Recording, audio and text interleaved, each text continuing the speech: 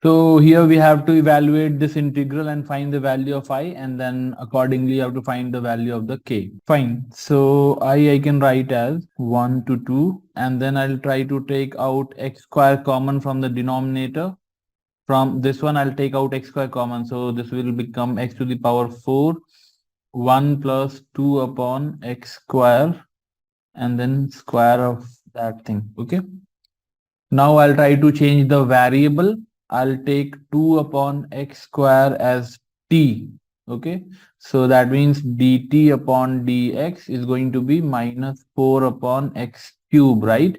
So from here you take out the value of dx and put in this one, in this integral, the red one, and then change the variables accordingly. You will get the final thing as this. When you change the variable from x to t, you're going to get minus 1 upon 4, 2 to 1 by 2. The limits will change.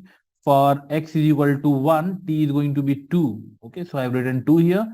For x is equal to 2, t is going to be 1 by 2. So I've changed the limits accordingly here. And then here you'll get t square dt upon 4 1 plus t whole square. Okay, so this negative sign is here. So if I remove the negative sign, I can reverse the limits. So this thing is the same as 1 by 16, and the negative sign I am removing and changing the limit from half to 2. Okay, just reverse the limits. So t square upon 1 plus t whole square dt. So this is what it is ultimately. Now I have to evaluate this integral. Okay, again what I can do, I'll subtract and add 1 in the, so 1 by 16 is outside, then 1 by 2 to 2, subtract 1 and add 1 in the 1 plus t whole square dt. Okay, again 1 by 16 outside, limits 1 by 2 to, so t square minus 1, this t square minus 1 I can write as t plus 1 times t minus 1. Okay, right? Factorize it. So when you solve that, you'll get t minus 1 upon t plus 1, this thing here, plus 1 upon 1 plus t whole square. Okay, this is what you are getting. Fine. This is equal to, again, this t minus 1 here, this thing. I'll add 1 plus 1 and then subtract 1 again.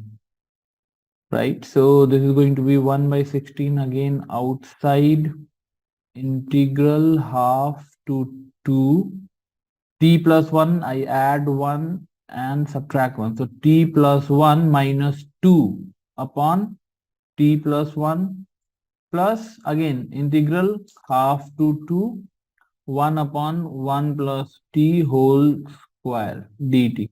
The same thing I am writing here like this. Okay, this is equal to 1 by 16 again outside, then integral half to 2, 1 minus 2 by t plus 1, 1 plus t whole square. Okay, this whole thing dt. Okay, this thing dt, right? That is equal to 1 by 16. Now the first term is t, the second term, the integral is 2 ln t plus 1, and the last term 1 upon 1 plus t whole square, the integral for that is going to be minus 1 upon t plus 1. Okay, yes, 1 plus t, this thing is going to be integral for the last one. Okay, and the limit I have to put from half to 2. Okay, so the three terms I integrated individually. For 1 I got t, for the integral of this one is this one. Integral of 1 upon 1 plus t square is going to be minus 1 upon t plus 1.